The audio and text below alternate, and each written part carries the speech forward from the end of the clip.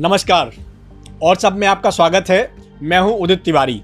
देखिए, अगर आपसे कोई कहे कि दिल्ली के बीचों बीच वीआईपी इलाके में एक बंगला है और उस बंगले में पिछले 13 साल से कोई रह रहा है लेकिन उसने 1 रुपया किराया नहीं दिया, तो आप क्या कहेंगे?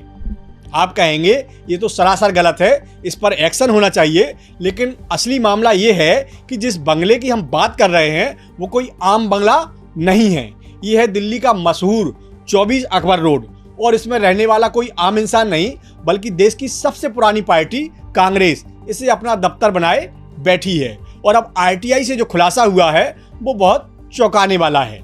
आइए पूरी कहानी शुरू से समझते हैं। तो हुआ ये कि कांग्रेस पार्टी ने अपना नया और शानदार मुख्यालय दिल्ली के कोटला रोड पर बना लिया है। इसका नाम रखा गया है इंदिरा गांधी भवन। यानी पार्टी के पास अब नया और बड़ा आधुनिक दफ्तर हो गया है। लेकिन दिलचस्प बात यह है कि ये नया दफ्तर बन जाने के बाद भी कांग्रेस ने अपने पुराने ठिकाने यानी 24 अकबर रोड को नहीं छोड़ा है और वहां आज भी पार्टी की गतिविधियां वैसे ही चल रही जैसे पहले चलती थी। और अब इंडिया टुडे ने आरटीआई का इस्तेमाल करके सरकार से पूछा कि आखिर 24 अकबर रोड के बंगले की स्थिति क्या है। और आरटीआई का मतलब है राइट टू इंफॉर्मेशन यानी सूचना का अधिकार। इस कानून के तहत कोई भी आम नागरिक सरकार से किसी भी विषय पर जानकारी मांग सकता है और सरकार को कानूनन उसका जवाब देना होता है। तो जो सरकार का जवाब आया वो चौंकाने वाला है, क्योंकि डायरेक्टरेट ऑफ एसेट्स नाम की जो सरकारी संस्था है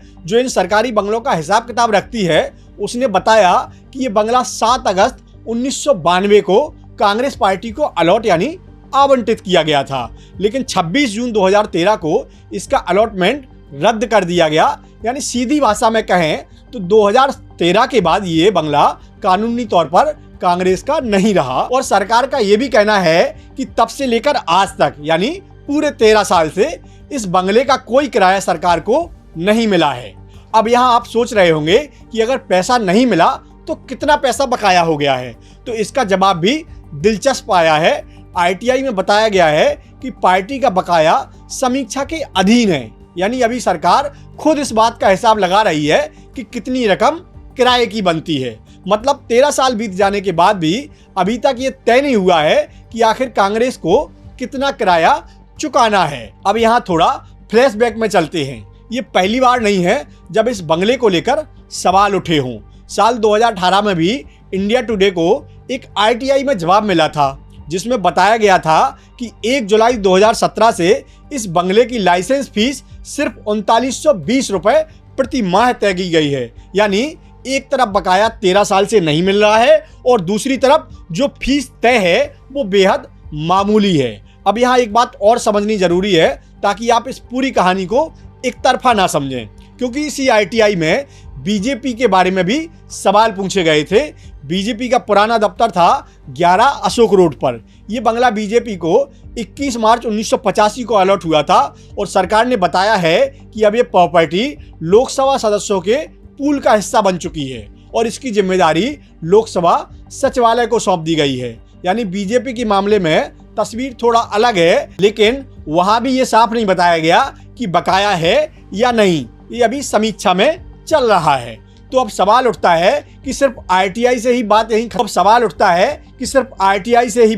यहीं खत्म हो गई है, तो जवाब है नहीं। क्योंकि असली मोड़ तब आया जब कांग्रेस को एक आधिकारिक नोटिस मिला। सरकार के आवास और शहरी मामलों के मंत्रालय ने कांग्रेस से कहा कि वो 24 अकबर रोड का बंगला खाली कर दे। और सिर्फ यही नहीं, कांग्रेस के यूथ विंग यानी यूथ कांग्रेस के दफ्तर 5 रायसीना हिल्स रोड को भी खाली करने का नोटिस भेजा गया और इसके लिए डेडलाइन तय की गई थी 28 मार्च। हालांकि बाद में खबर आई कि बीजेपी से बातचीत के बाद कांग्रेस को कुछ महीने के लिए इस परिसर में बने रहने की अनुमति मिल गई है। तो ये अस्थायी राहत है। अब यहीं से इस कहानी में इमोशन और इतिहास भी जुड़ जाता है, क्योंकि ये सिर्फ एक बंगले की बात नहीं है, ये कांग्रेस के लिए एक विरासत की बात है। साल 1977 में जब कांग्रेस बुरी तरह चुनाव हार गई थी और पार्टी में टूट फूट मची हुई थी, तब इसी 24 अकबर रोड से इंदिरा गांधी ने अपनी सियासी वापसी की नींव रखी थी। और इसके बाद राजीव गांधी, पीवी नरसिम्हा राव और मनमोहन सिंह जैसे बड़े नेताओं के दौर भी यही बंगला देश की राजनीति का एक बड़ा केंद्र बना रहा है। यही वजह है कि कांग्रेस के नेता इसे सिर्फ ईंट पत्थर की इमारत नहीं बल्कि पार्टी के गौरवशाली इतिहास का हिस्सा मानते हैं। इसलिए कांग्रेस इस आदेश के आगे झुकने के मूड में नहीं है और सूत्र ये भी बता रहे हैं कि पार्टी अब इस मामले को अदालत में ले जाने की तैयारी कर रही है। दूसरी तरफ बीजेपी का तर्क बिल्कुल सीधा और सपाट है।